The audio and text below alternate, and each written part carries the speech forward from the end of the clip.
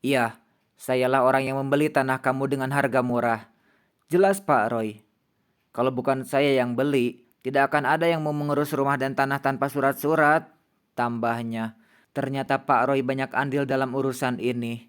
Banyaknya anak buah di Jogja membuat ia lebih mudah dalam melakukan tindakan apapun. Niki pun menangis, teringat lagi bahwa rumah itu adalah peninggalan orang tuanya. Andai saja waktu bisa diputar, saya nggak akan melakukan hal yang membuat rugi banyak orang, termasuk diri saya sendiri, ujar Niki menundukkan wajah. Selo yang mendengar penyesalan terdalam Niki pun menepuk pundaknya. Tidak perlu menyesal, mungkin inilah cara Tuhan untuk menata hatimu lebih baik lagi. Seandainya kamu tidak mengalami hal-hal yang tidak diinginkan, mungkin kamu masih berada di titik tidak sadar akan kesalahan yang kamu perbuat. Selo menjelaskan pelan agar ia paham bahwa semua ini adalah balasan atas apa yang ia perbuat. Merebut milik orang lain, mungkin itulah satu-satunya kesalahan yang paling fatal. Itu kan maksud kamu? Niki tanya balik. Ia sadar akan kesalahannya.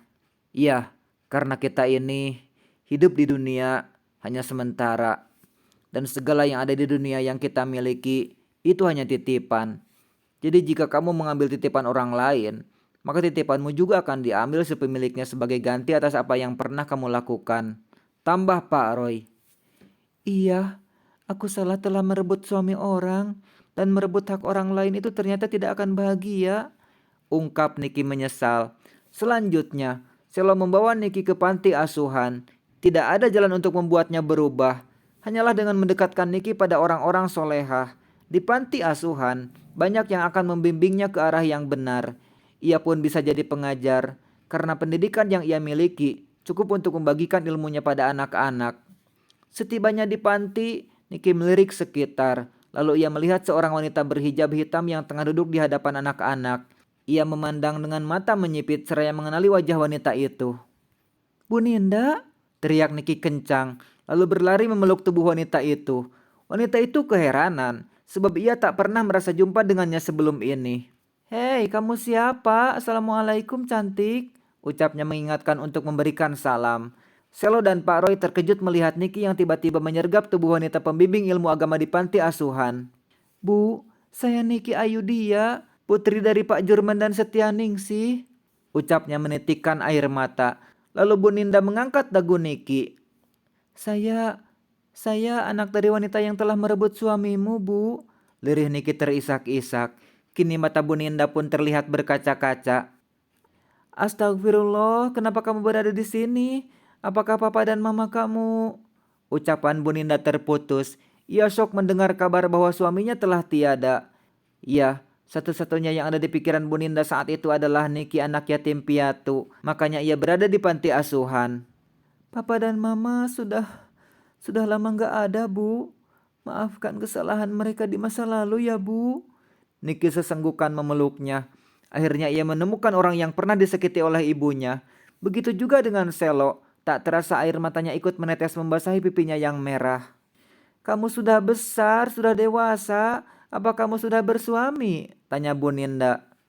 Nasibku buruk, Bu. Aku menyesal. Sungguh aku menyesal. Teriak Niki histeris. Ia pun dibelai-belai oleh Bu Ninda. Wanita itu sangat lembut. Padahal anak yang berada di dekapannya adalah anak dari istri kedua suaminya. Suasana harum menghiasi panti asuhan yang kini menjadi milik Selo dan Pak Roy. Panti asuhan ini adalah hadiah untuk Selo dari Pak Roy, atasan yang melamarnya ketika Arsa sudah menyakitinya. Sudah hampir jam 10, kita harus ke pengadilan mendengarkan putusan hakim. Insya Allah hari ini kamu resmi bercerai, ujar Pak Roy merangkul Selo. Meskipun belum resmi jadi pengganti Arsa nantinya, akan tetapi sikap Pak Roy yang memberikan sebuah panti asuhan sudah terlihat bahwa ia sungguh-sungguh pada Selo. Baiklah, kalau begitu kalian lanjutkan ngobrolnya. Nanti saya kesini lagi. Bu Ninda titip Niki ya, pesan Selo padanya. Kemudian mereka berdua bergegas menuju pengadilan agama untuk menuntaskan sidang cerai yang ia layangkan. Aku tidak menyangka dunia begitu sempit. Kita mempertemukan seorang ibu yang telah direnggut kebahagiaannya dengan anak dari perebut suaminya. Sungguh Niki beruntung masih bisa mewakili almarhumah ibunya untuk meminta maaf pada orang yang disakitinya, ungkap Selo ketika di dalam mobil bersama Pak Roy. Itu artinya takdir yang mempertemukan mereka. Meskipun harus dengan jalan yang sama lebih dahulu, mungkin ini cara Tuhan memperbaiki semuanya. Timpal Pak Roy. Setibanya di pengadilan agama, ia duduk berdampingan dengan Arsha yang memakai kursi roda, sedangkan keluarga yang mendampingi mereka ada di belakang. Dengan ini hakim memutuskan bahwa gugatan cerai Selomita Natasha terhadap Arsha Syahid dikabulkan. Ucap hakim dengan lantang.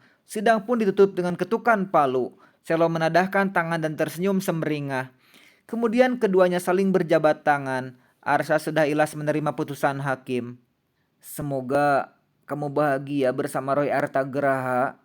Ia orang kaya raya. Pasti bisa membuatmu bahagia.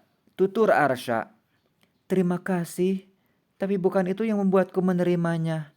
Cinta yang tulus dan pengorbanan yang sungguh-sungguh membuatku yakin ia adalah lelaki yang tepat untukku. Timpal Selo. Kemudian ia berlalu pergi dari Arsha. Keluarga yang mendampingi saat sidang memeluk bahagia Selo. Mereka semua bahagia mendengar keputusan hakim yang ternyata mengabulkan permohonan cerai. Selo, tunggu, teriak mantan mertuanya. Kemudian memeluk wanita tangguh itu. Selamat ya, semoga bahagia bersama Pak Roy. Jangan lupakan Mama, sambungnya sembari menyeka air matanya. Terima kasih, Mah. Pernah menjadi mertua yang baik untukku. Aku takkan pernah lupa itu, ucap Selo sambil meraih punggung tangannya, lalu mengecupnya.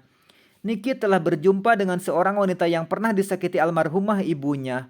Meskipun dengan cara ia harus kehilangan semuanya, namun kata maaf itulah yang akan mengembalikan semuanya kembali. Sebab, jika kita berbuat salah pada Tuhan, maka hanya dengan taubatan nasuha semuanya akan selesai. Namun jika berbuat salah pada manusia, kita harus meminta maaf pada orang itu lebih dahulu untuk menyelesaikan semuanya. Jika tidak, maka sampai kapanpun hidupmu takkan tenang. Maka dari itu, jagalah perasaan orang lain dengan menjaga lisan dan perbuatan. Sedangkan Selo, ia sudah mendapatkan yang terbaik dari yang baik. Tuhan telah memberikan lelaki pengganti di waktu yang tepat untuk Selo mengobati hati yang terluka. Tamat.